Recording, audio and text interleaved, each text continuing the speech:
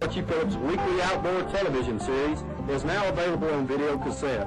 With all the excitement, adventure, and educational techniques that has made this series so popular, with topics you can't find with most outdoor series. Here it comes, brother.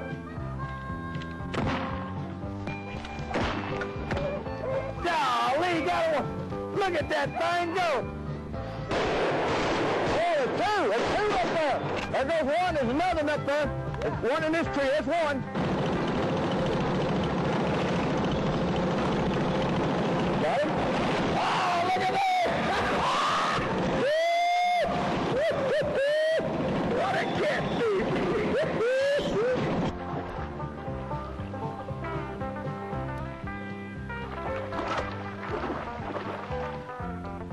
Look at two in one shot.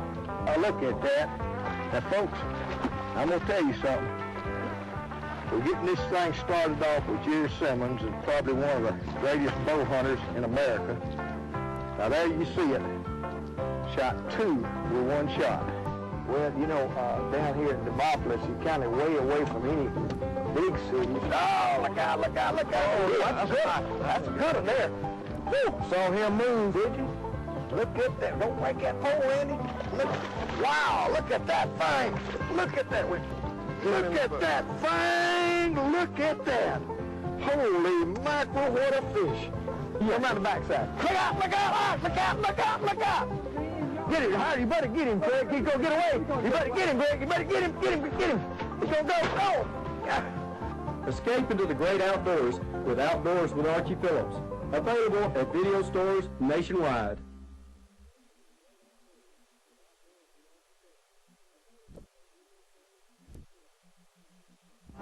Well, I like going hunting, just me, my hound, and the gun. Chasing them deer, rabbit, and squirrel, now that's my kind of fun. I like going fishing too, I'll go all anywhere. Looking for the big bass, the puppy, and the brill. Just give me a wide open field to walk through. Give me an ocean so deep. I want to ride the longest river in the world, all day to climb the highest mountain peak.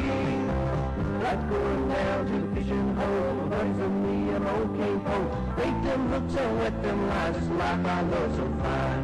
It's almost supper time, you'd think the world was mine. And now for today's outdoor adventure, here's Archie Phillips. Folks, I got a show today that's real personal to me as well as every other hunter I know. And it's a show on the right to keep and bear arms. You know, this country, we say we're a modern country, and that, you know, there's those that would have us have our guns abolished if they had their way, and the only folks that would be running around the country with guns would be the criminals that's got them now, today. And when our country was founded, they came over here, and, you know, a lot of times these lawyers get involved in talking about our Second Amendment rights to keep and bear arms, and they want to play with some of the words in there like the militia, this, that, and the other. But that thing plainly says the right of the people, that's us individually, to keep and bear arms shall not be infringed. And there's a very good reason for that. Every despot in the world, from the beginning of time, the first thing he did was disarm the population. And they had the big standing armies that they had where they would overrun people. But when this country was founded, it's unusual how this country was founded. When they put that Second Amendment in there, meaning that every man in his home could keep and bear arms without the government messing with it, because then he was able to defend his home against any intrusion, and also he would be skilled at using that guns. Those first colonists had to have a working military gun and all the accoutrements that went with it, so that when they got a call from the militia or the people that called them in and pressed them into action, they were ready. They knew how to use the guns. And incidentally, the two top heroes in World War I and World War II were Sergeant Alvin York, who was an old country boy that knew how to shoot, and Audie Murphy, a country boy that knew how to shoot. So the key to this thing is that citizens and law-abiding citizens should never have their right infringed by any government entity. We've got a group of people here with us today, and we're going to talk about this a little bit, so we hope you enjoy the show. Now, you know, Guy, we've been enjoying our hunting out here, and we got a good bit yet to do. But, you know, them old boys that floated over here from over in England wrote that Constitution, that Bill of Rights, the Second Amendment, right to keep and bear arms. You know, they feared standing armies. And, you know, a lot of folks get this word militia mixed up. They think that's a big army. Militia, when they wrote that thing, meant every able-bodied man from 16 to 60 to serve their country if needed, and they had to furnish their own guns. That's the thing about it. It wasn't a matter of joining something. They was already there as long as they're law-abiding citizens. Well, they never would have won the Revolutionary War if it hadn't been for good squirrel hunters. That's right. And won our freedom as a result of it. And you just look at all the nations who have taken guns away from their citizens, and you see the nations who get in trouble.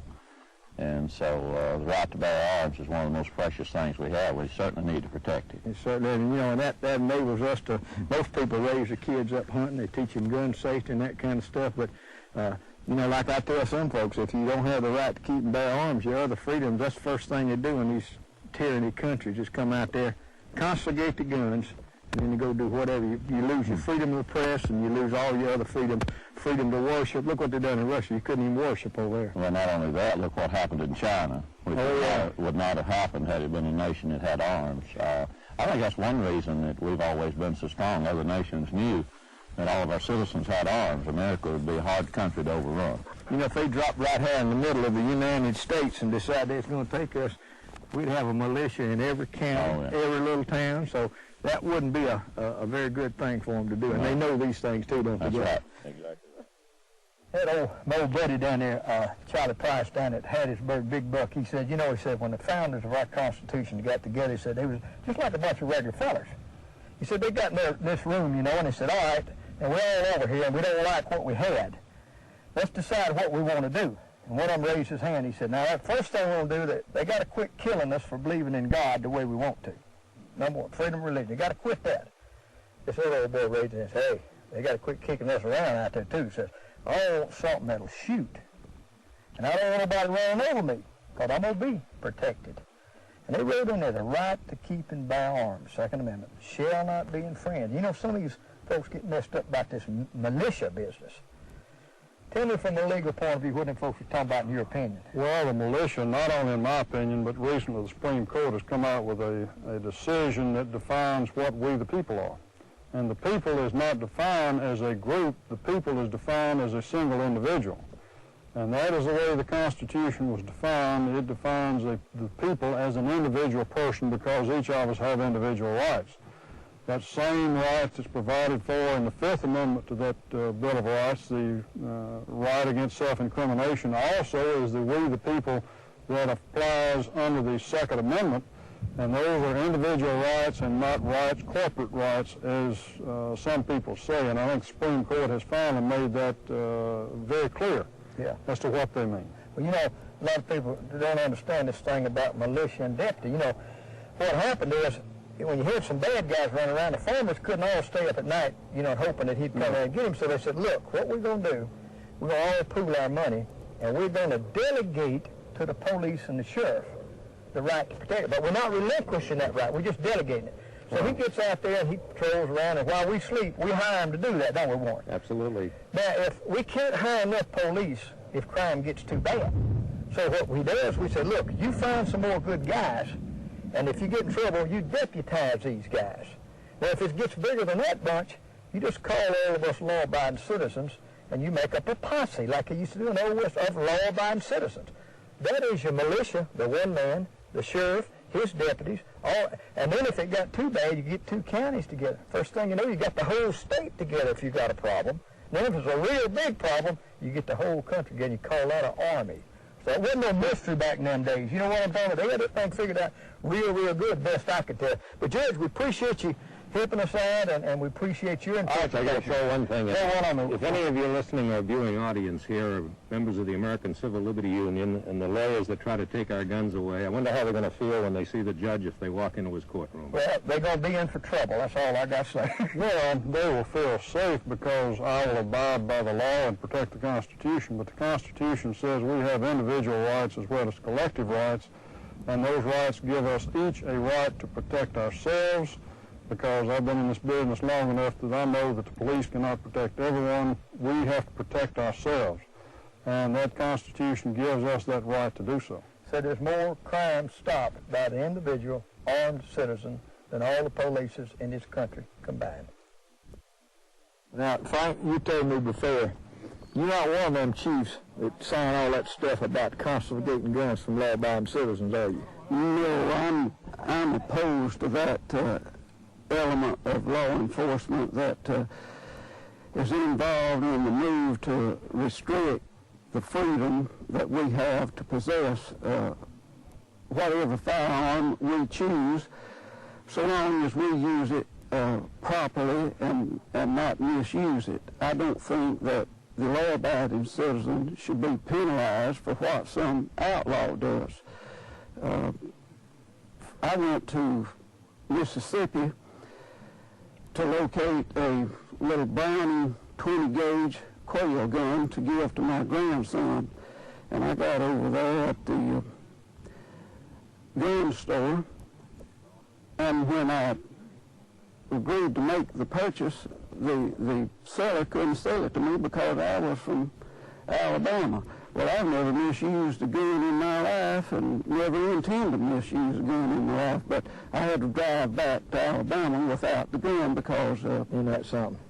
it's ridiculous. In these big cities, they penalize the guy that's protecting their shop from looters, and they don't do nothing to the looters. Now, we done gone too far with that kind of stuff, Frank. Well, it's frustrating. The gun has meant freedom to this nation, and I don't want to see any law-abiding citizen lose that right to bear arms of whatever his choosing is, so long as he uses it in a proper manner.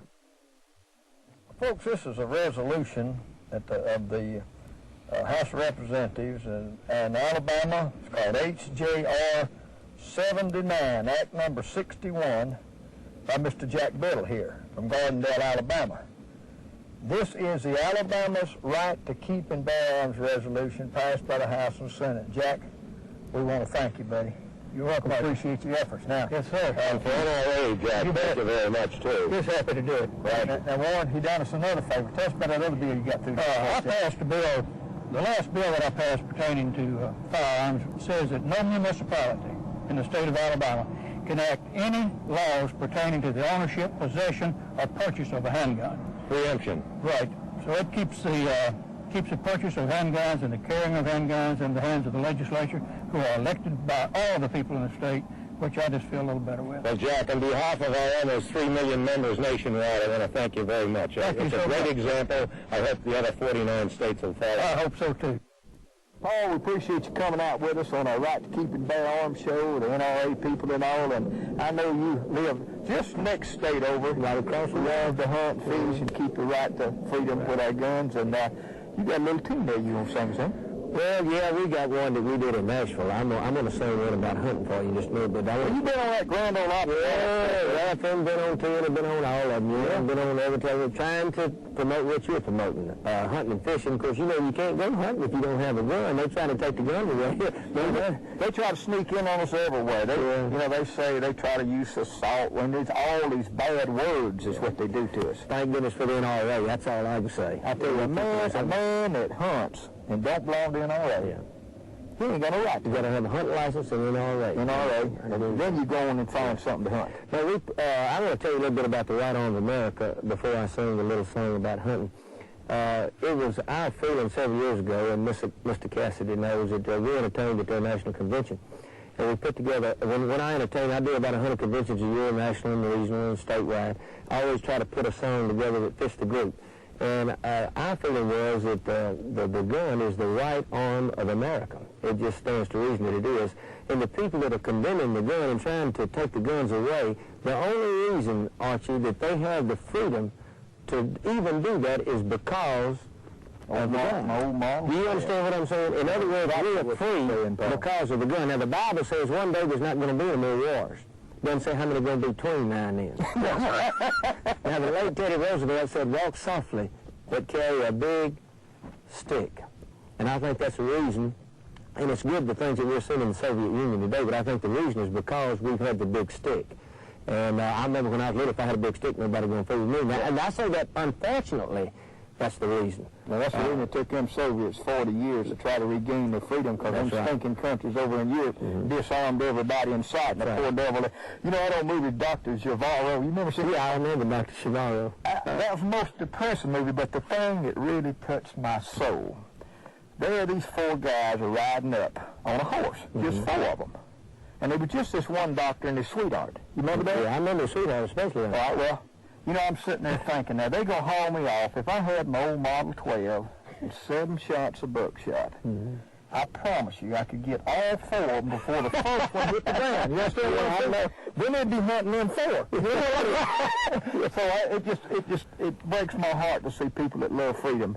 And the first thing them tyrants do is take them guns away. And this right here, in the right arm of America, is, as I said, the reason we have the freedom. And what we did with the song that you're going to put together with some video, I think, is that we took the gun and the good things. Everybody's showing the bad things the gun did. You know, I was with the brave Columbus when he discovered this great land. I was with the Washington at Valley Forge. I fired the first shot for freedom. And what we were doing with the song, we did in Nashville, we were taking people through the history. And then the last part of the song, if people will listen, they'll see we'll name the different types of gun. I was Colonel Coates, Smith & Wesson. I'm sometimes called Winchester. I was how the West was won. And it goes on and tells the good things about gun, and that's what we tried to do. And we did that for the NRA.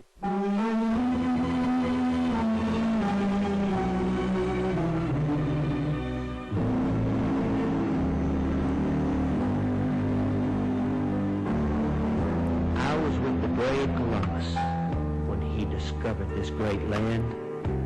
And when the Pilgrims landed, I was ever close at hand.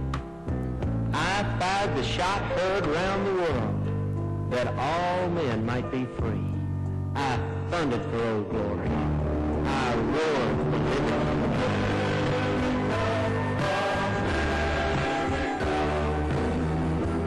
And I was there with Washington in Valley Forge's bloody snow.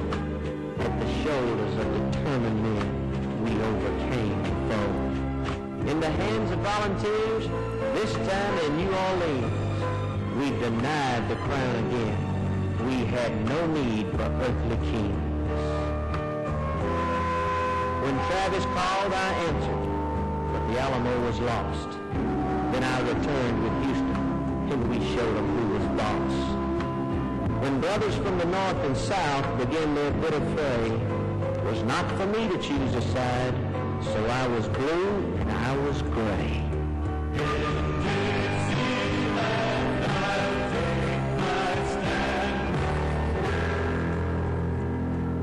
Then again the challenge came, a challenge deeply felt, and I went down to San Juan Hill with Teddy Roosevelt. Then in 1917, the Yanks and I went over there to face the Kaiser's army, and we worked fair and square. I went again in 42, before all Europe fell, to Hitler's rage and tyranny. In the war they all called hell. And I was in the Philippines, on the hip of General Mack. When the rising sun flew o'er our land, I helped to win it back. I was there on Pork Chop Hill, once again in Vietnam. Call me the right arm of America, for that is what I am. I'll go again when there's a need, and liberty the cause. I'll fight by any righteous man. I'll help protect his laws. I'm the right arm of America.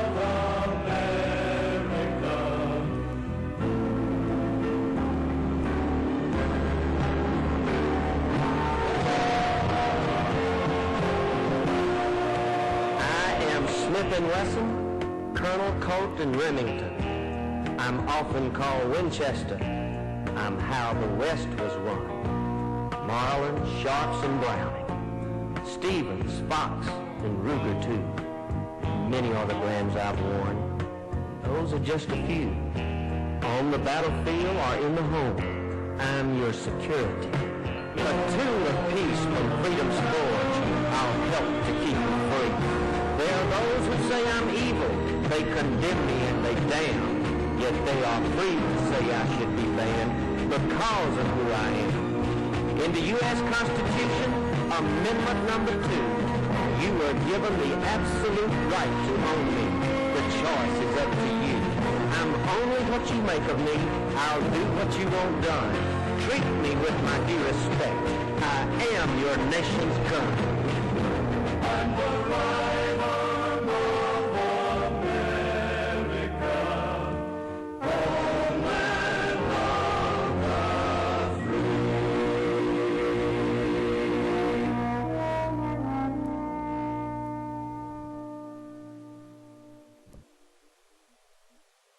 Now, folks, we talked a good bit about hunting and the right of hunters to keep them bound, but remember, hunting didn't have anything to do with the Second Amendment. That amendment said the right to keep and bear arms, whether it be military or hunting weapons.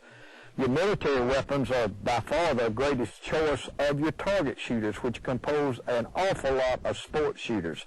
And whether it's the and understand I said semi-automatic weapon, which the technology was developed in 1889, the semi-automatic weapon is also used for sport shooters. And many of the homeowners prefer just a pistol, just a revolver or an automatic pistol and all for the home protection. Remember, there's more crimes were deterred by the law-abiding citizen against a criminal than all the law enforcement put together in this country here. So the right to keep and bear arms is the most fundamental right. I personally think it should be number one ahead of freedom of the press and the other, because if you don't have the right to keep and bear arms to protect yourself, you can forget about freedom of the press and freedom of assembly and freedom not to have military people quartered in your home and those type things. And just remember this, our forefathers knew full well what they were doing when they wrote this article in there, and it ain't changed none. In fact, we've already turned the streets of the major cities over to the criminal, just like in the old days, the bad guys had the guns till the good guys got them and run them out of town. So in America today, it's not safe in major cities on their streets, and so if a law-abiding citizen doesn't have a deterrent or an equalizer, he's in a bad way in America today. A tool of peace from freedom's forge, I'll help to keep you free. There are those who say I'm evil, they condemn me and they damn, yet they are free to say I should be banned because of who I am. In the U.S. Constitution, Amendment number 2, you are given the absolute right to own me. The choice is up to you. I'm only what you make of me. I'll do what you want done. Treat me with my due respect. I am your nation's gun. I'm the right arm of America. Homeland of the free.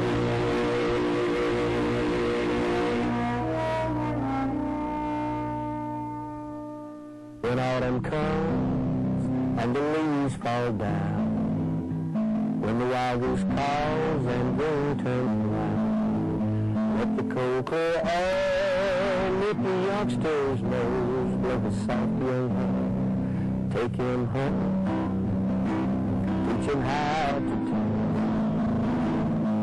Big ducks whistle and the bobcats roar. The outdoor life, it's yours, it's free, and it's put there for you. Hi, this is Paul Ott. Invite me to hunt with your son today so you don't have to hunt for him tomorrow. Preserve that memory for a lifetime with a quality mount from Archie and Doug Phillips Taxidermy. With over 35 years' experience leading the way in the development of the most modern and innovative methods of taxidermy, Archie and Doug Phillips can have your trophy back to you in 4 to 5 weeks. Judged by fellow taxidermists across the nation and national competitions, Archie and Bubba Phillips have brought back the ribbons of quality. From your first fish to your best fish, we can preserve your outdoor experience for generations to come. The largest freshwater studio for over 25 years ensures you the most accurate recreation of color. Durable, long-lasting color and accuracy is our goal through the development of superior quality materials to give you those big bellies for bass and the convenience of home delivery. Freeze your fish solid in a plastic garbage bag, roll them up in an inch or two of newspaper, put them in a cardboard box, and send them UPS on Monday. Outside the southeastern United States, send them second-day air. Well, I like going hunting, just me, my hound, and the gun. Chasing them deer, rabbit, and squirrel, now that's my kind of fun. I like going fishing too, I go all in one, looking for the big bass, the honey, and the grill. Just give me a wide open field to walk through. Give me an ocean so deep. I want to ride the longest river in the world, all day to climb the highest mountain peak. Like going down to the fishing hole, buddies and me and old cane pole, bait them hooks and wet them lines, it's life I know so fine. It's almost supper time, you'd think the world was mine. And now for today's outdoor adventure, here's Archie Phillips. Well, folks, we've got some real interesting guests with us here today, and we're going to talk about some things that everybody talks about, such as an assault weapon. What is an assault weapon? We're going to take you back and show you what assault weapon was in the Stone Age, what assault weapon is in the middle era of the guns, and what truly is assault weapon is just some liberal media hype that it's a semi-automatic weapon that's been available for 75 or 80 years, and they just like those ugly words like assault this and assault that. We're going to explain it to you like it really is. We've got Mr. Warren Cassidy from the NRA right here, and we got Mr. Rogers here as the Chief Deputy, Jefferson County. J.O. Duke here has got an excellent gun collection that he was kind enough to bring out here. It took a lot of work and time to get it here, and we're going to show you the evolution of the gun up to the modern day, most modern of pistols and rifles. Well, years ago, early man, he had to have some way to defend himself. He also had to have a system of taking game and food and all, and these are some of the weapons that he used here. These are different arrowheads, spearheads, and antelope points. And I guess one of the most deadly things he had as time went on was he developed up into the spear. And Warren Cassidy here, we're Executive Secretary of the NRA. I got that right, I don't know. Wrong title, but I'm in the right place. Okay. They developed spearheads that they put on the end of the spear, and they would throw them maybe 30 yards, but most especially they would get as close as they could and try to do the critter in or the person that they was being attacked by. But then, one day, an old Indian in his, I guess in his workshop, he got to putting things together, and this thing could have evolved over several thousand years, but it goes back 10,000 years, even back to the Mayan times. And he figured out if this arm, if you could throw it this fast with one arm, if your arm was twice as long, you ought to be able to throw it twice as far. So he developed what's called an atlatl. There's a hook right on the end here, and a counterweight. Now, nobody I know of knows what this counterweight was for, other than to give you forward progress with a spear. He'd put his thumbs in this atlatl like this. This knock would go right in the end of this thing, and he would hold it just like this. And on the end, we're talking about repeating rifles around, watch this. This little old spear right here was a dart, and it comes out. He'd have 6 or 8 of these, and maybe just one of these. So as soon as this would hit a critter or a person, they'd run, this would stay in him, and this would fall down. He'd run up with his repeater, take another one, stick it in there, he'd back in business. But the physics of this thing is awesome. Man could throw it about 30 yards. They did a test with a 30-06 shooting into a clay bank. Another man was proficient with the atlatl. They measured the shot of both the atlatl and the 30-06. Atlatl penetrated deeper than the 30-06. 400 times more powerful than throwing it by hand. Now, what did that do? That gave the birds that had this the advantage. That was the assault weapon of the Stone Age. In fact, they even have contests now, one where they're using it as, and it's good stuff for kids in school, learn a little bit about physics, what happens when you do these sort of things. And I'm sure the folks got bent out of shape about that, but they used this until about, I think about 400 or 500 AD, and then it came to the bow, which wasn't any better, but it was more accurate.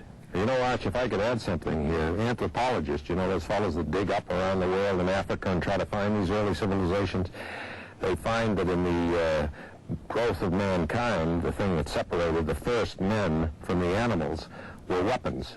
When that first fella came down out of the tree and picked up a rock, he didn't pick that rock up to write a poem, he didn't pick that rock up to build a church even, he picked that rock up to help him get game. And the very first tool of civilized man was a weapon. And these certainly were one of the early ones. And you know, some of these folks that always wanting to disarm us, I don't know what in the world they use for brains, because if we wasn't afraid for our safety in this nation, they wouldn't have them atom bombs sitting up in them silos ready to shoot at somebody if they messed with us. Only difference in that and what we do with our handguns and our rifles, now we do it on a personal basis. They do it on a collective basis. Well, you know, earlier when you were talking with Paul Ott about the Eastern European countries and how they finally got a lot of their freedoms back, you notice when the Gorbachev decided to put the pressure on Lithuania, what was the first thing he did? He didn't close their churches or their temples. He didn't stop their right to print newspapers. He didn't stop their right to assemble. He didn't go into their homes. What did he do? Turn in your guns. The very first thing that the dictator always does. Turn in your guns, because we know what's best for you, and we are not going to mistreat you once we get those guns in. Absolutely. Ha ha. Folks, this is a resolution of the House of Representatives in Alabama. It's called H.J.R. 79, Act number 61, by Mr. Jack Biddle here from Gardendale, Alabama. This is the Alabama's right to keep and bear arms resolution passed by the House and Senate. Jack, we want to thank you, buddy. You're welcome. I appreciate your efforts. Now, yes, sir. For NRA, Jack, thank you very much, too. He's happy to do it. Right. And Warren, he done us another favor. Tell us about that other bill you got through. I passed a bill, the last bill that I passed pertaining to firearms says that no municipality in the state of Alabama can enact any laws pertaining to the ownership, possession, or purchase of a handgun. Preemption. Right. So it keeps the purchase of handguns and the carrying of handguns in the hands of the legislature, who are elected by all the people in the state, which I just feel a little better with. Well, Jack, on behalf of our almost 3 million members nationwide, I want to thank you very much. It's a great example. I hope the other 49 states will follow. I hope so, too. Now, Warren, I want to tell you something else about Jack. He ain't going to brag too much, but he's going to have to help me. He has won, I don't know how many, trap and skeet shooting. Give us some of the titles that you've done, Jack. I've won the Alabama State Trap Shooting Championship 10 times. 10 times? 10 times. Right.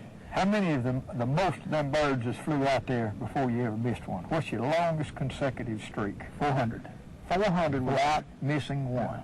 I can't do it now, though. Well, I mean, age does a lot of things to a lot of people. It's just like the other day we was chasing rabbits. You know, I got 2 younger boys, and I found out how old I was. And you know how I did one?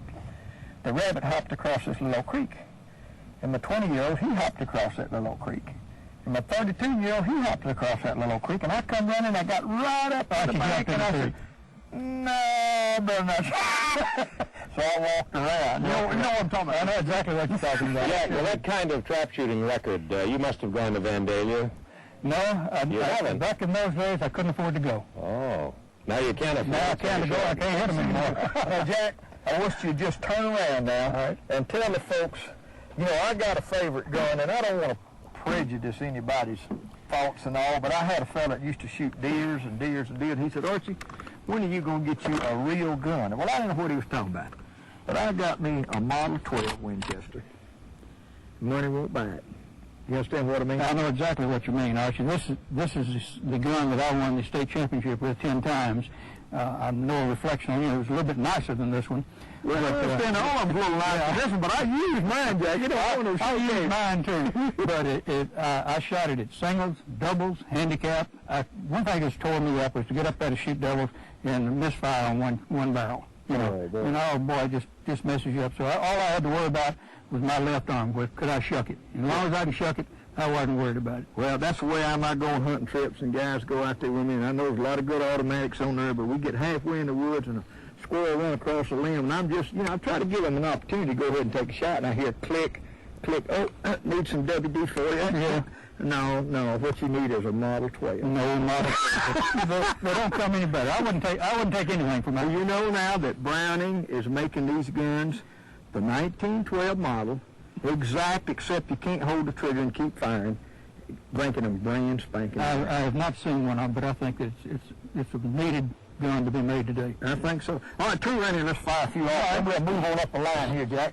Now, you're just telling me that these little low brass will shoot better than these high brass. And, Jack, I find that hard to believe. I trust you and all that, but see how much more powder I got in here? Yeah, all you're doing is pushing out a lot more shots. It's going to kick you a lot more. You think so? I know so. All right, you're going to shoot. I want to shoot that middle guy right there. You want to shoot him? Get it lined up here.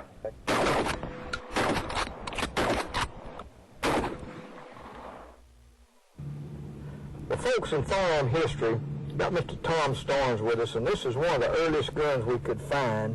And Tom, tell us a little bit about this gun right here. This gun here was brought over from England in about the 1640s, and it was very popular, and it's called a fusil de chasse. The French liked it a lot, and the French traders would get it, but it was actually made in London, England. Now the rifle, this gun is not a rifle, it's a smoothbore. It shoots shot, and it also shoots a ball. It's also a very versatile weapon, very versatile weapon. And the thing that's real odd about it, I was reading a book about the history of the gun, and the gun, like I said, was introduced in 1640, was invented basically in 1640, not many changes. And when the Northwest Company up in Hudson Bay was looking in the inventory to see what hadn't sold in the last few years, and this was in 1939, they said, well, we hadn't sold many of these, we'll take it off our inventory. And you bought the gun. And then I bought this gun, and this isn't the very gun that they had. They took out the inventory, but this is one that was like it, just exactly like it, a replica of it. All right, show them how this mechanism works. Everybody wonder about a cap. I mean, this is actually a piece of flint right here. A piece of flint-lock. Got some leather holding it in. Hold it in there and clamps down in there and holds it in place. Okay. Then you've got this fusil. Then you've got this pan like here, which holds your, lets your spark go down in the pan. And I don't know if you can see real well, but there's a little pan down in there. Right. And in there, you would put your powder. And then you would close it up. And then the powder wouldn't go anywhere. It wouldn't drop anywhere. You could keep it loaded. And you could keep it loaded. And actually, if it's built real good and real close, you wouldn't even get any water or moisture into it. Yeah, that's neat. That's the kind I'd need. That's right. All right, load that thing over there. One other thing, Tom. Who all do you work with in your shooting? I know you all got organizations. Okay, we have an organization that's been around since way back. It's called the National Muzzle-Loading Rifle Association. We're affiliated with the NRA. They ask us to all be members of the NRA, and we are. I'm a life member of the NRA since 1966. I've been since a long time ago. Right. Yeah. And so the NRA kind of uses us to expertise on the muzzle-loading end of it. I see. They come to us, we go to them with the other things, and they come to us and ask us what's a good thing, what's safe. We publish articles about safety and loading and so forth. To be safe. Right. Well, show us how this works. Now, I know about this flash and all. I'm going to step aside when you fire this now. I know you know what you're doing, but I always get a little nervous when these flintlocks go off. So tell us the details of loading and firing. Okay, first thing, you have a powder horn, and you've got black powder in there. You would take your powder horn, you would open it up. That's a little deer horn. And a little deer horn hollowed out, which is pre-measured. I already know how much powder it's going to hold. Fill it slap. And I fill it up, and then I charge my rifle, or my gun with it, pour it down the barrel, and I stomp it just a little bit to make sure it gets down in there. Then I would set a ball and a patch. Lead ball, 100% lead. I'd ram it down the barrel, making sure it's seated firmly on the powder. Okay. That's very important. You don't want to leave a gap in there because it could cause a little extra jolt there. Then you would come back, you would open your fusil, you would take your little powder horn like so, and you would charge that pan.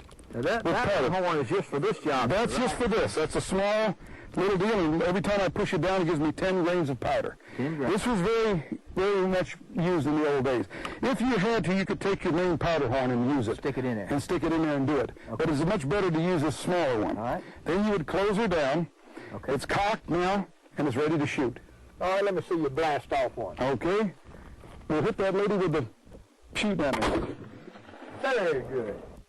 Now, Chief Rogers, now you're in charge of all this conjugating. Now, how many of these AK-47s and assault, quote, media type guns have you took off these crooks and dope heads around town here? Archie, we haven't confiscated any of this type of weapon at all.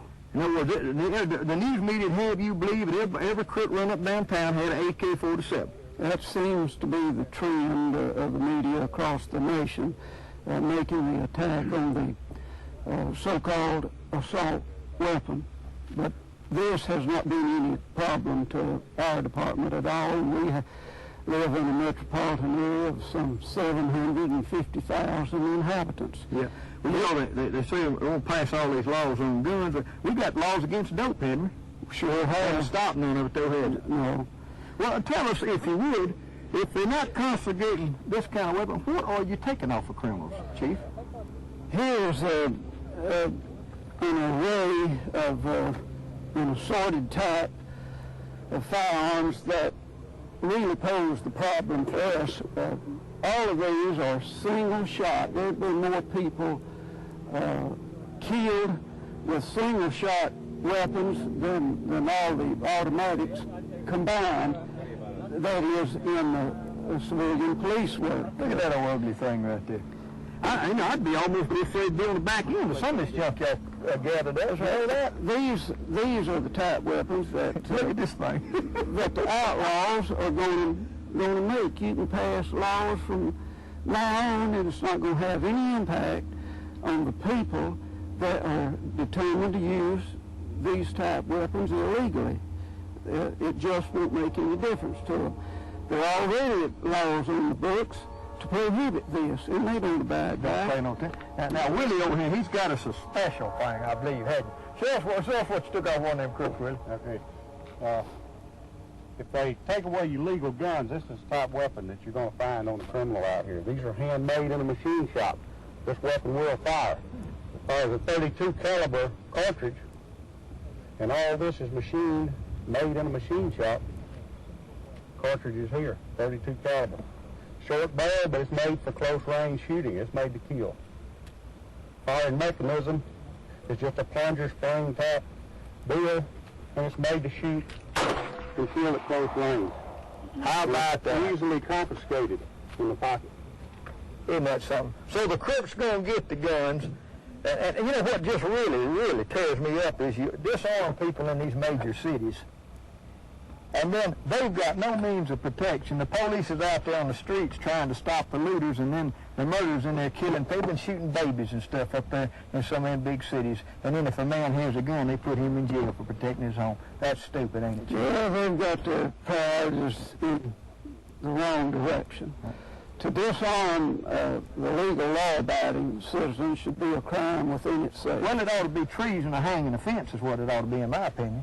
Just string them up, because ain't nobody that I know of, if every friend I had, and every acquaintance I know good had an AK-47, I would have absolutely no fear of my life. There would be no threat. No, because, you know, they got automatic shotgun nearly about 100 with them, and they're by far more potent than one of these AK-47s.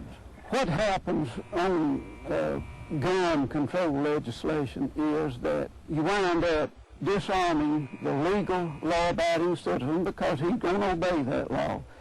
But the criminal violator, it's going to make no difference to him. He's going to continue right on to have his weapon and to use it against the defenseless citizen. Now That's a rotten shame. You know, it don't have to happen. We don't have to reel back on this. We take the offense and maintain number 2, the right to keep and bear arms. But these weapons at one time were legal weapons. Well, they're white law. The criminals turned this into an illegal weapon. Yeah, they turned this shotgun into an illegal weapon. I see. So these were legal weapons at one time. The criminal element can make an illegal weapon if they so desire. And these have been used in various crimes. Now, folks, next time you pick up a newspaper, turn your television on, and they keep talking about guns doing all this bad stuff. You go in that voting booth, if there's a judge out there that's turning these crooks loose, vote him out. If there's a representative in there that's voting against your right to keep and bear arms, throw him out. Let your folks know that the right for self-preservation in your own home as a law-abiding citizen will not be infringed in this country. Now, nobody's got a better system than we have.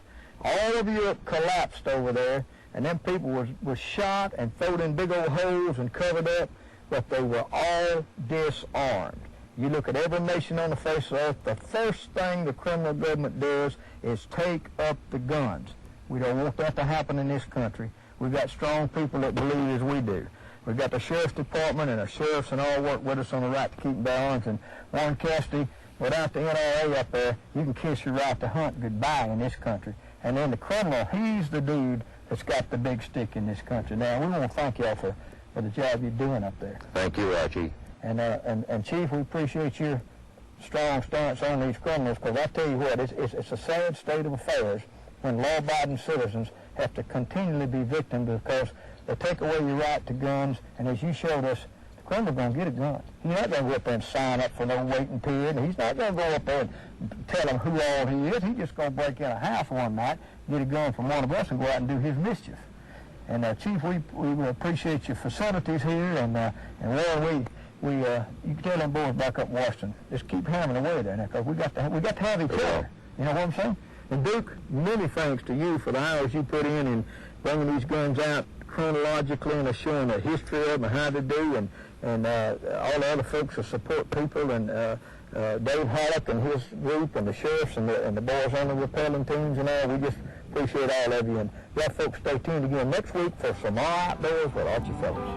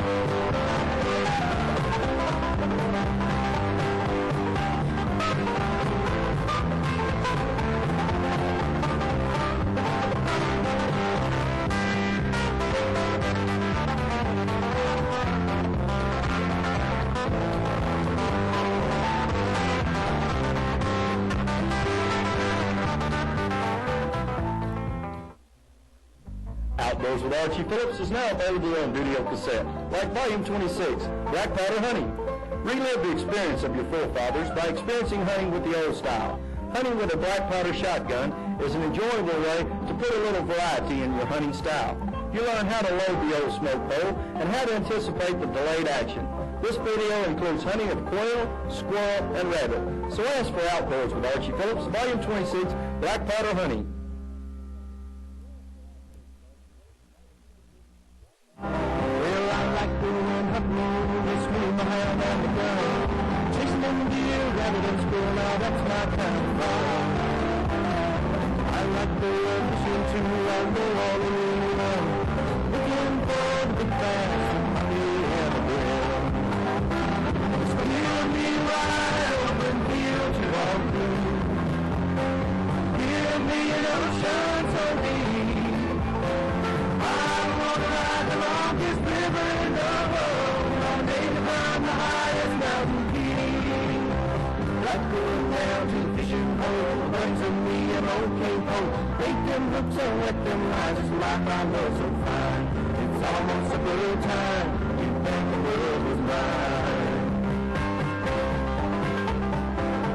And now for today's outdoor adventure, here's Archie Phillips.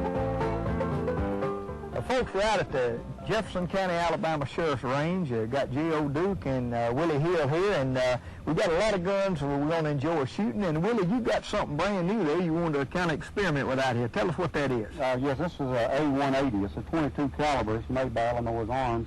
and it's capable of shooting 177 rounds in 6 seconds. That's pretty fast. That's pretty fast. Let me see you do it. Well, let's try it out.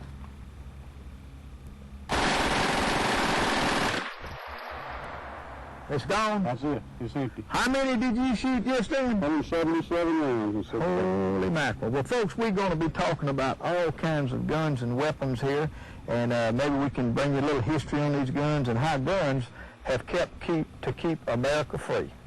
This is a beautiful, beautiful gun range, and I understand that it is it's the Sheriff's Department, and Chief Frank Rogers here, they tell me you're the spark plug that got this thing going. How did it come about? Did you just need a place to shoot, or what was the deal, Frank? Archie, in today's complex legal world, we're required to protect ourselves and our people and the public by being well trained. We had to have a training facility. We had a group of officers that was within the department that had the know-how to develop a range. And there was even your own people right here. They brought it to you, huh? Our own people developed this range, and we're glad to have you out and host this program today. The range is also made available to the general public on Saturdays, and we are occupied every Saturday with men, women, youngsters who are learning. You actually invite the public to come out here and you train them to be proficient in firearms. That's right. All of our instructors are certified by the NRA. They are well qualified to instruct anybody in any type weapon. You know, a lot of people get the NRA confused. We got Warren Cassidy here with us who's head of the NRA. They get this thing confused that NRA is just for the hunters and the shooters. But they train your men that train the officers that protect us too, don't they? Oh yes, they provide an excellent, vital service to us in qualifying our instructors to teach people the safety and the proper use of firearms. I see. Well, tell me a little bit about this facility right here. We got it back behind here. What is this all back over here to the left, to the right over here, Frank? We have a practical pistol course here that all of our personnel have to qualify on twice a year. To our right here, we have a classroom where we go through the book academic instructions, and we have just completed a rappelling tower for our S.W.A.T team to train on. We have a complete operation here for whatever training facility is needed. Well, it is outstanding. Now, I see you got your barbecue pit, and you got some trap shooting over the other side too, haven't you? Where you flip out the little targets and let them all shoot it and all that kind of stuff. Yes, we get our personnel acquainted with the moving target and proper use of the shotgun over on the trap and skeet range. Well, I'm sure glad to hear that you invite the public out here on Saturdays, because I think that's a very good service, because, you know, a lot of fellows don't know where they can go and sight their rifle in or shoot or test out a new gun, and you people are to be commended for inviting the public out here on Saturdays to enjoy that with them. Well, we,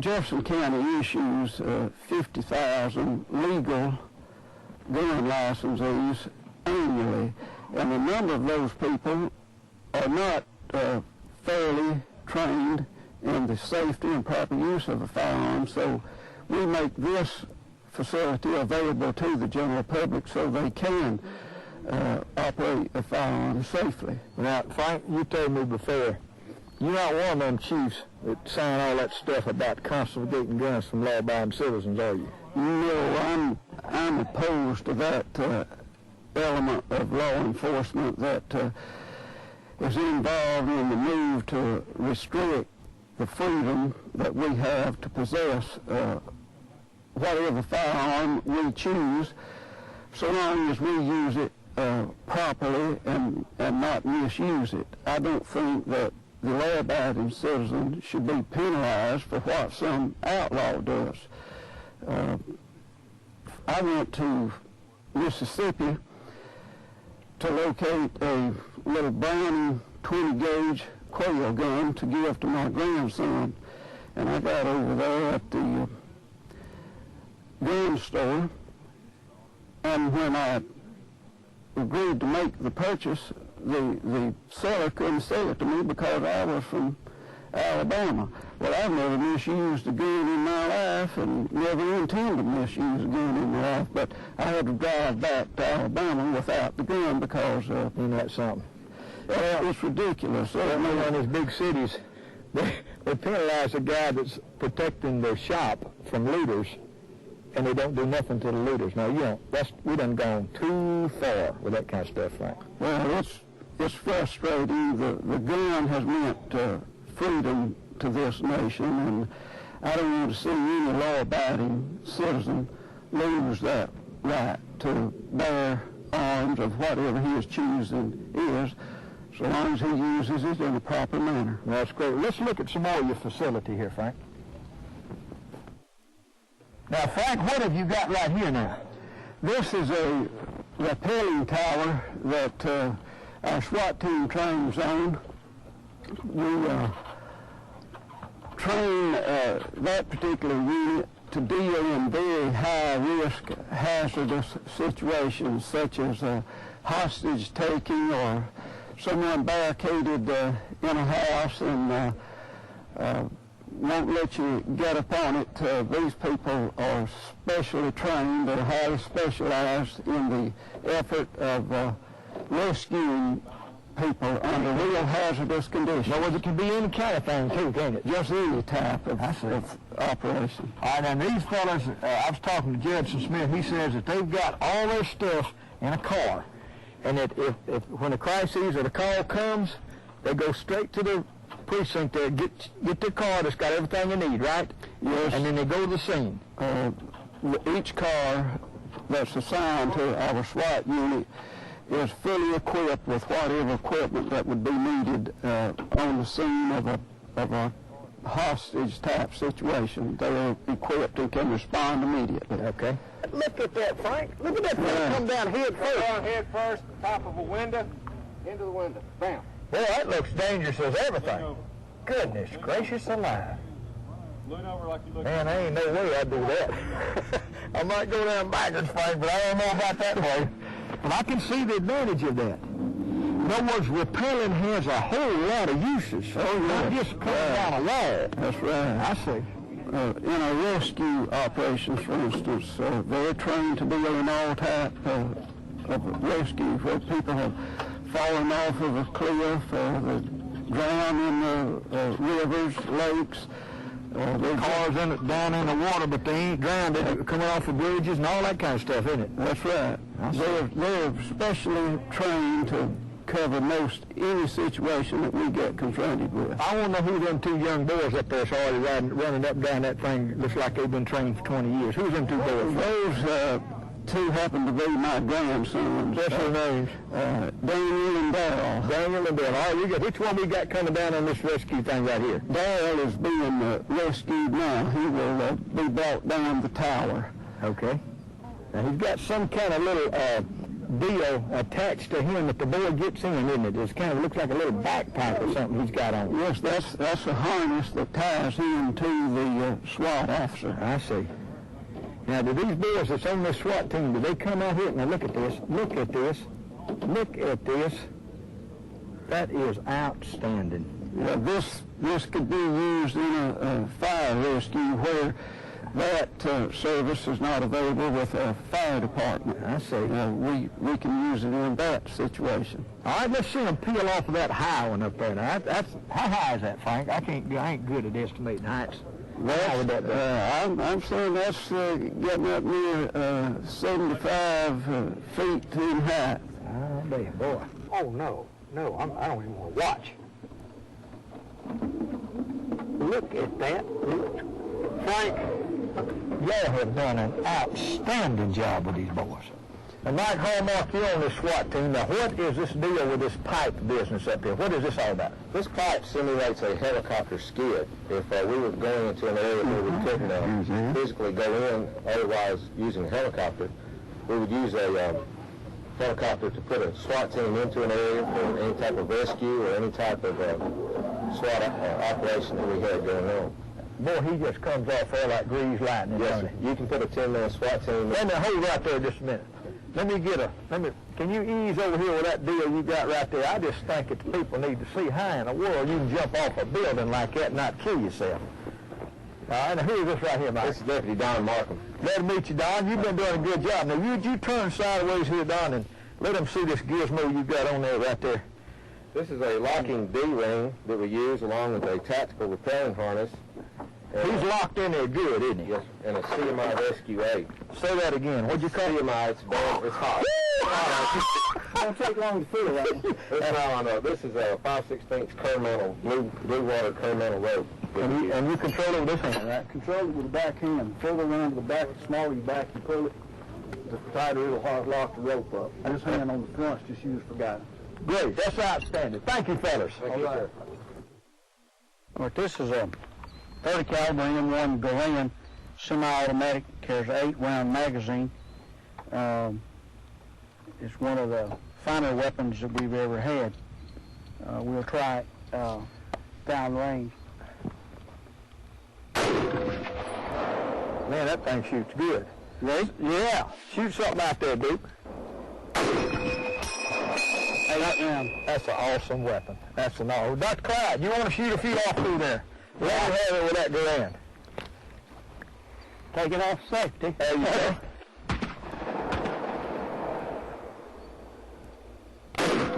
Oh, good shot. Good shot. Oh, you tell me an assault weapon will do a better job than that, Duke. It ain't possible, is it? No. And we come up with, Duke, you got your automatic. Now, this is an M1 carbine here. Got an M2. You want to get it? Yeah, I want to get that one. Now, the M1, it was a very, very fine gun. A nice thing about it, a lot of boys in Vietnam traded off their M16s for close combat because these are so trouble-free and so easy to shoot. And it's semi-automatic. Duke's got an automatic. It was used all during World War II. And let's see if she's ready to fire. I don't know.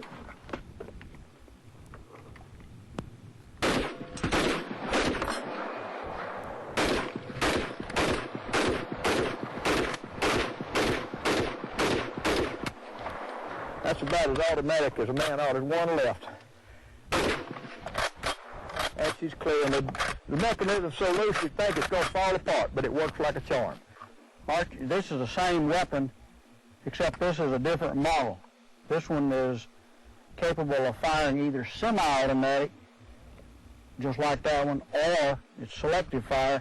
It fires fully automatic, approximately 600 rounds a minute. It fires, this is a Class 3.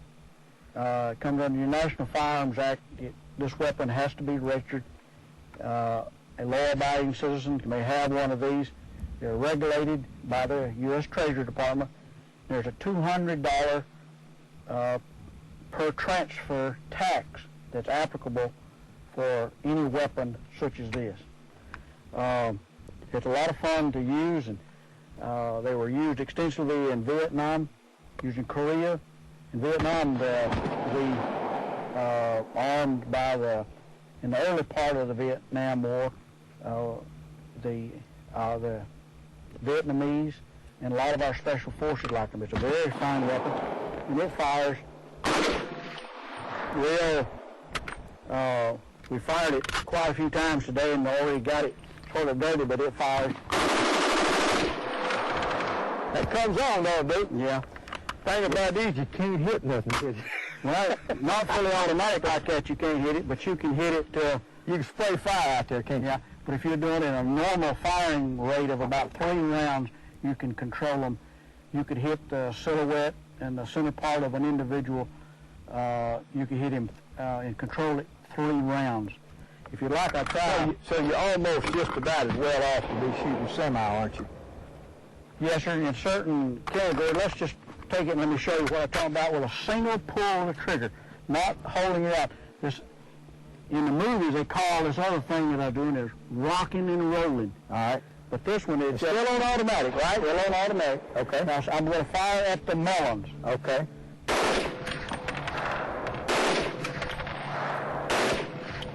See, I hit them every time 3 times. At a time. Three times every time and hit every melon.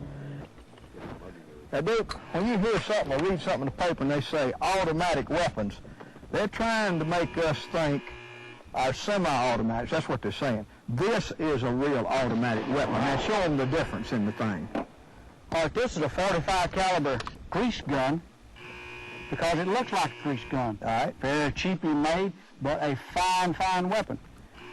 But to own one, you have to pay $200 registration fee. You have to submit to fingerprints. You have to submit to photographs. A total FBI and a United States Treasury Department total investigation. And it takes approximately 6 months for me as a law-abiding citizen to get approval to own something like this. All right, now show them what happens with an automatic. And a fully automatic is... Now that is an automatic weapon. Yeah, but they've been lying to the public so long, they got them believing that our semi-automatics, our Garans, our 03 carbines, 03 Springfields, regular Remington, all of them, and they're lying to the public. That's an automatic weapon. It was second on the minds of the founders of this country, the right to keep and bear arms. Number 2, behind religion, not number 10.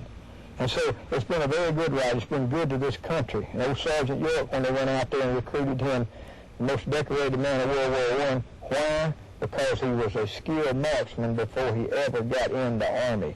And these people that we train here on shooting and hunting and all this kind of thing, the Army will verify to the fact that the people that were skilled in firearms before they ever went into the Army were much, much better marksmen than those people they had to take and train in a 2 or 3 week period there. So the guns, are many great things have come from there.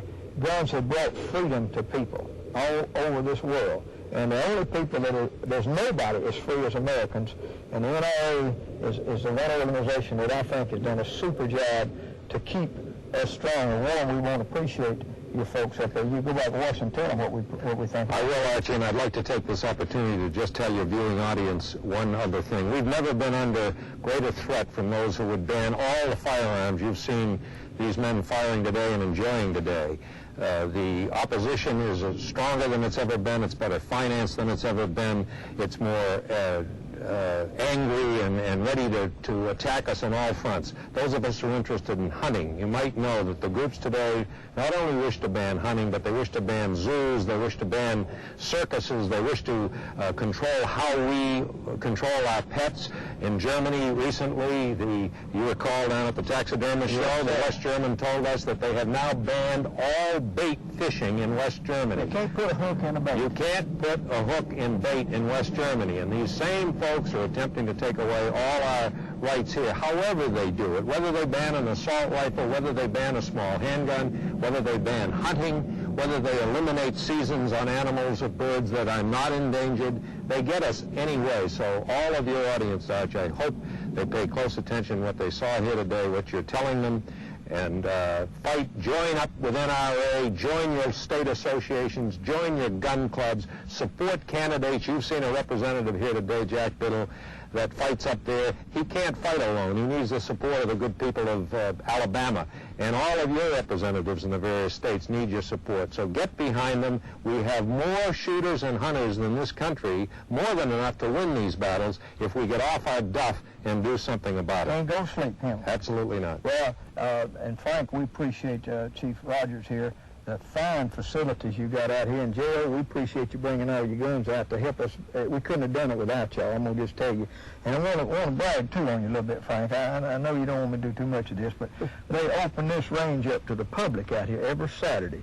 And the folks that's got guns want to come out here and sight them in or just shoot your handgun. And don't feel intimidated. If you bought a gun and don't know how to shoot it, come out here and tell these folks, look, I don't know anything about this. How about getting me going to where I'm comfortable with this gun? And we got the finest NRA trained instructors out here at the Birmingham Jefferson, well, it's the Jefferson County Sheriff's Department ranges. Come out here on Saturday and be with them, and you can enjoy what we've enjoyed today. And y'all folks stay tuned again next week for some more Outdoors with Archie Phillips.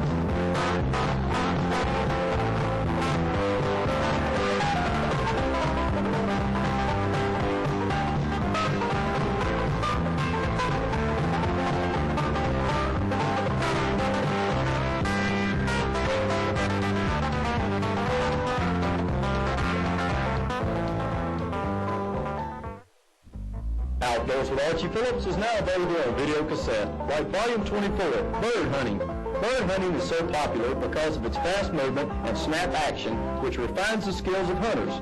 This video has the 3 most hunted of the feathered, dove, duck, and quail. You learn valuable techniques of using decoys, blinds, black powder, and pointers.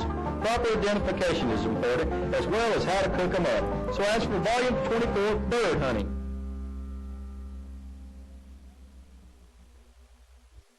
Well, I like the wind up road, just me, my hand, and the gun. Chasing them deer, rabbit, and squirrel, now that's my kind of fun. I like the fishing too, I go all in one. Looking for the big bass, and honey, and a brim. Steer me right over the field to walk through. Give me an ocean so deep. I wanna ride the longest river in the world, all day to climb the highest mountain peak. Like going down to the fishing hole, buddies and me and old Cape Hope. Bait them hooks and let them ride, this life I know so fine. It's almost a good time, you think the world was mine. And now for today's outdoor adventure, here's Archie Phillips. Folks, we got Sergeant J.O. Duke with us, Jefferson County Sheriff's Department, and he is one of the finest collections of guns I've ever seen before, and we're going to go down the path of guns and do some educating, tell folks all about them, how they were made, what they were made for, how they function, and why they keep us free. And J.O., I'm going to enjoy going down this trail with you today. We've got a wonderful facility out here that Chief Rogers is, and your people have provided us, and let's just get in here and do it. I'm ready. Now, Dave Hart here, who's one of the good buddies and a very good gun collector and knows guns and history, that Dave, we left the flintlocks and percussions. All right, now what was the next evolution? I don't think we got an example of that, have we? Okay, they went to the paper cartridge. Paper which cartridge. They actually put the powder and the bullet in a piece of paper where they could load it into the chamber and shoot it. Okay, and that was just a little bit better, wasn't it? Right. All right, and it wasn't long after they went to the metallic cartridge. Metallic cartridge. Right, centerfire cartridge. And you know, we want to talk about one gun back during the Civil War, which was percussion.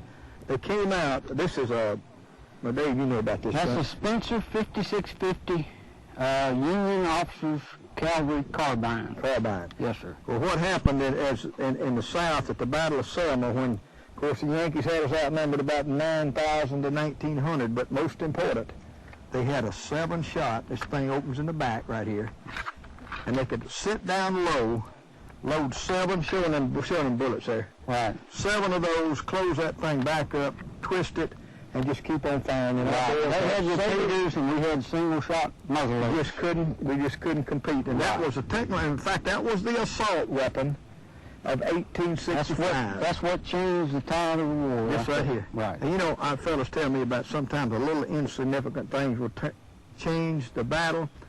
It was the Anglo-Saxon and the Norseman. There was a battle of 1066, I believe it was. One little tiny invention. The Norsemen had a stirrup in their saddle. Right. And so when they went into battle, you couldn't bump them off the horses like you could the Anglo-Saxon. The stirrup changed the one little idea, and that's what it was there. Right. All right, what did we move up to then, Dave? Well, after that, they moved up. They still made the trapdoor model right here. That's still the same General gun, except they made it where you load the cartridge into the gun. Now, you told me you didn't want to shoot this, didn't you? Right. All right, load it up. Load it up. Okay. Warren, come over here. You might want to shoot this one here. A good buddy from up at the NRA, Warren Cassidy. Trapdoor Springfield, right? Trapdoor Springfield. I told Dave, I bought some of his guns. I said, Dave, don't bring me no gun that you ain't shot. He fired this one time, and he come back and he says, you got to shoot the rest of them bullets. Open the trap. I think you have to pull it all the way back. Right. Pull it up, and it sprung right out. Pretty revolutionary idea for the time, wasn't it, Dave? It was. And that was a powerful cartridge. Powerful cartridge. I mean, that put the kick on you. I'm talking. Dave, move us into my favorite era. John Browning. Now let's tell these folks about John before we tell about John Browning was the gun genius probably in the last 100 years. He invented every major design. The lever-action Winchester is his patent. The Model 97 pump shotgun is his patent. The regular repeating pump shotgun. The Colt 45 1911 model. The Colt Woodsman. And many, many more. 144 patents, best I can tell. Right. So every automatic gun shot by our side in World War II was Browning automatic guns. Right. He invented the M60 machine gun, the water-cooled and air-cooled machine guns that was used in every war we've been in since World War I. He was a genius. Never draw the blueprint. Right. Never. That's unreal, isn't it, Warren? Well, I'd like to ask the gentleman here, too, you can work these actions pretty good, and they have very powerful cartridges. Right. Some of the anti-gun media talks about the so-called assault rifle.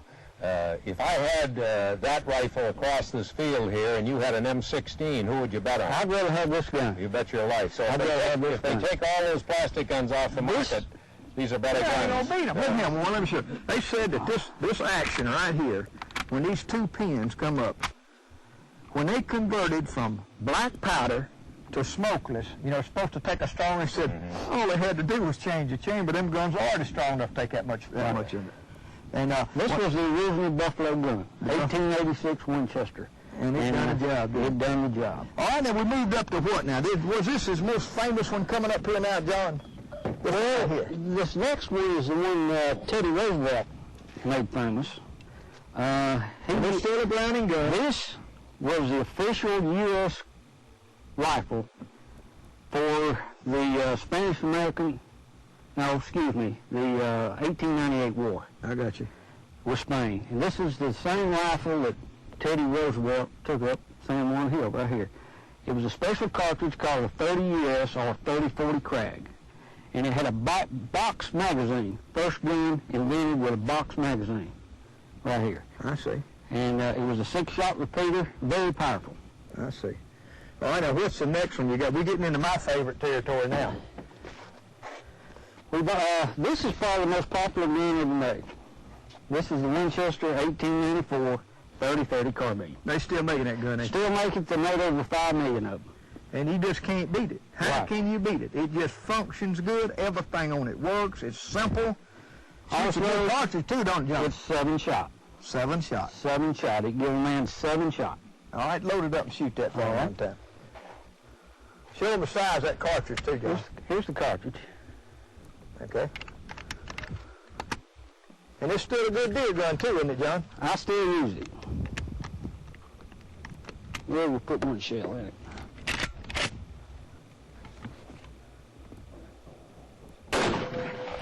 But it kicks a wallop too, don't it? Right. All right, Dave, look at him. Here's a modern day, quote, news media called assault weapon. Look it over. Ugly looking thing, old stamp parts and all. Stock folds up and kind of awesome looking. That'd scare me if somebody had one, wouldn't you? Me too. Yeah. And yet, let's look right here. There's a 1917 World War I assault weapon. Pump, model 97. Right. 7-shot, ain't it, or is it 5? That's a 5-shot. 5-shot. Used in the trenches. Our boys use them in the trenches over in Europe in World War I. And yet, you got buckshot in here, and about, how many pellets in Probably 20 in each. 20 in each shell, times so 7. So you're talking about 70 or 80 projectiles. About over 100 projectiles. Over 100 against 30 for this silly thing. Right.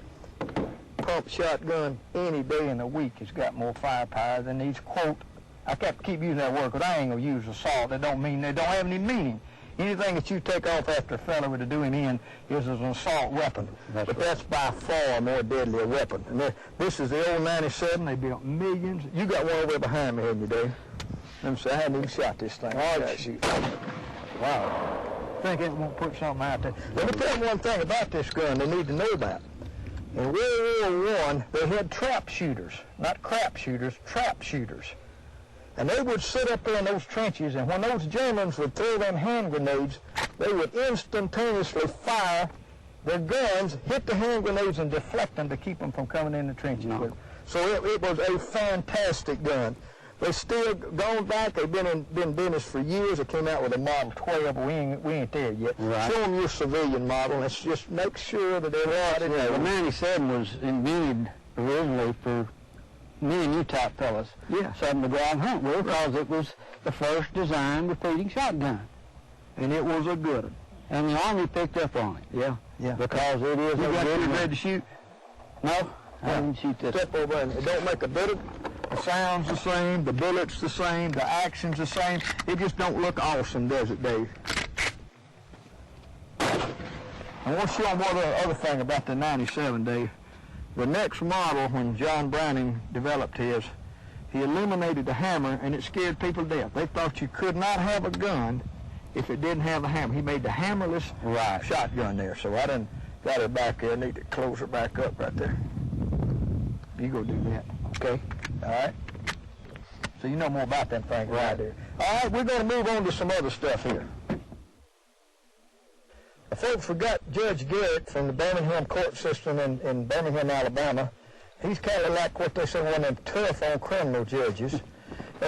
And Warren Cassidy here, but we're gonna talk about the myth of military versus civilian. You know, everybody says, "Oh, look at that awful assault weapon," and everybody goes to shake and does the war, and they get upset. And Absolutely, Archie. And what have you got in your hand right there now, James? This is a German 98 Mauser. 1898. 1898 was when the patents were developed on this. And these are just regular old military-looking guns.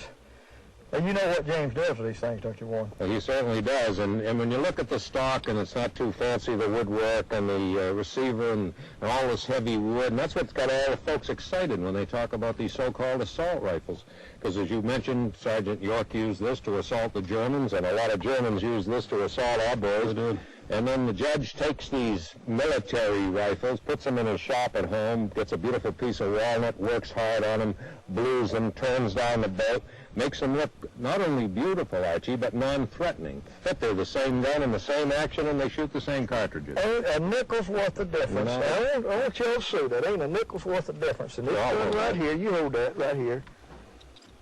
And this beautiful, beautiful, spoterized, Which is not finished, I might add. not finished gun, and I probably would bet you get as much enjoyment out of this, James, as actually hunting with it. Oh, yeah, much more probably. Just enjoying doing it. And you want to go through what you've got right here for us? I'll hold your guns here, James.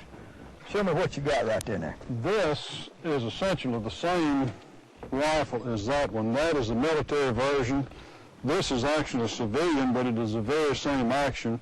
I've taken just the action, put a Douglas barrel on it. This is a piece of Alabama walnut that was cut from the forest out of North River in Tuscaloosa County. And I cut off everything that didn't look like a gun stock, and what I have left is a gun stock.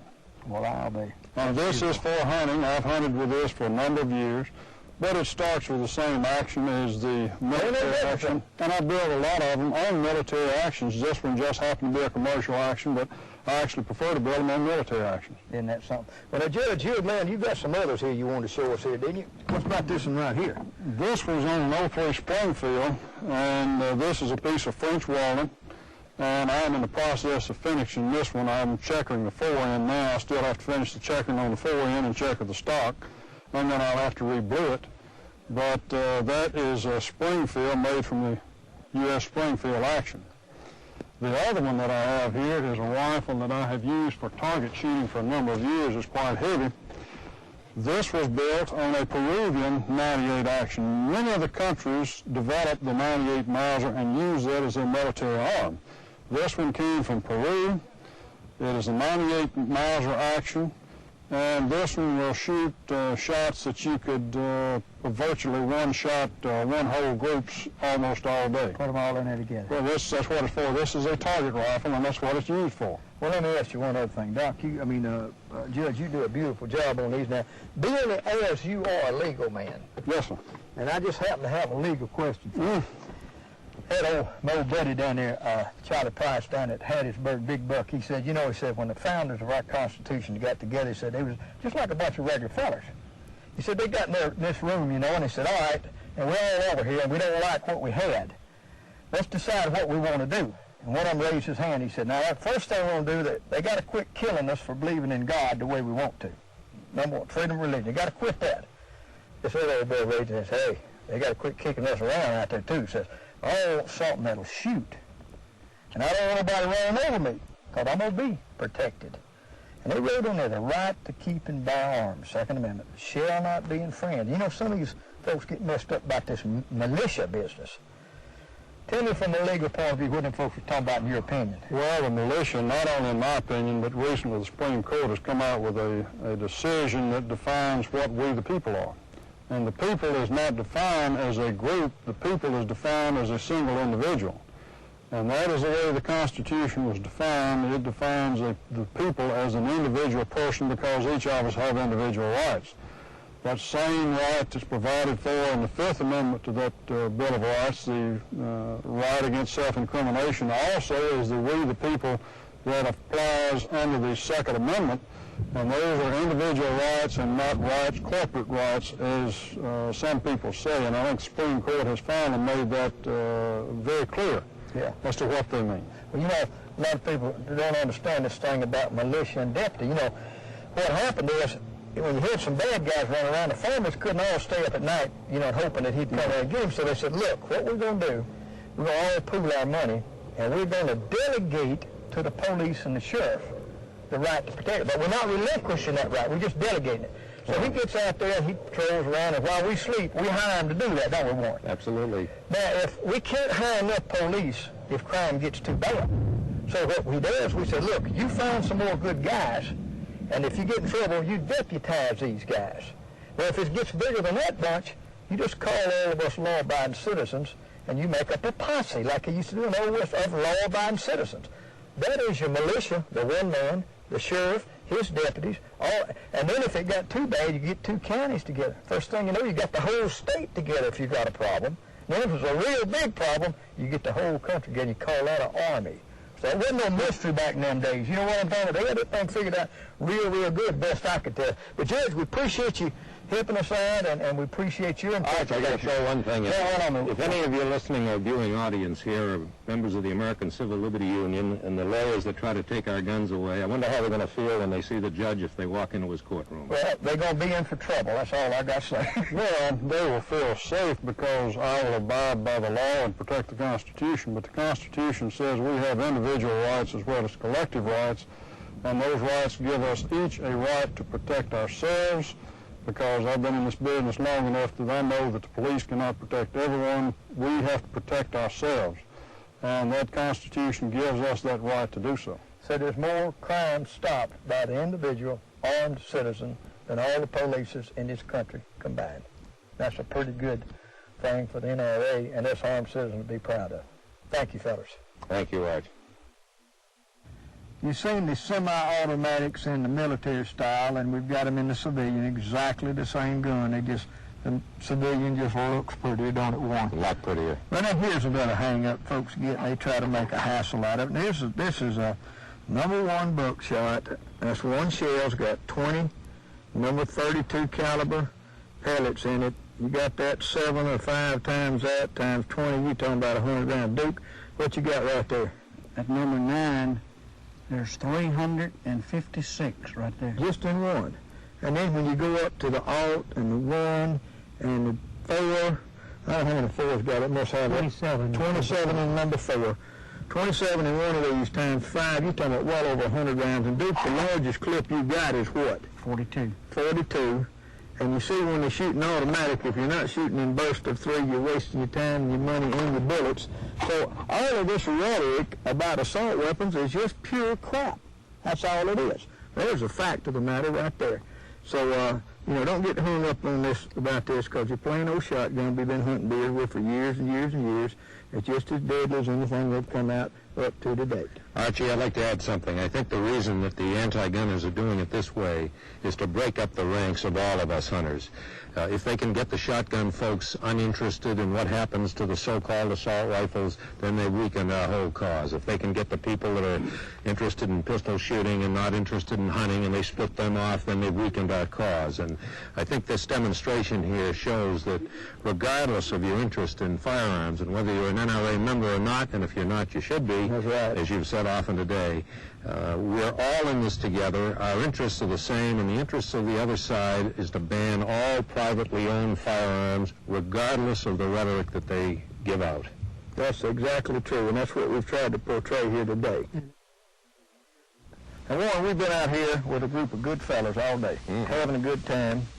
And this is I guess I'd call this the news media assault weapon, because that's what they made out of. This is an AK-47, semi-automatic, right, dude? Right. There ain't a gun on this table that won't do everything it's going to do. Semi-automatic. No different, same mechanism. John Browning developed the air cylinder that pushes the bullet back out. It looks ugly. I mean, you know, you wouldn't want to hang that under a deer head or nothing, would you? I mean, it just don't have a good appearance. No, but you know, Archie, has been said here before, a trigger never pulled a finger yet. And those who want to enjoy these guns and have fun, as you've had out here today, you've shot them for a purpose today, but you've had some fun doing it. The fully automatic or the semi-automatic. As someone said earlier, Representative Jack Biddle, you're not a killer because they put that in your hands any more than if you put your lovable old Model 12 in your hands.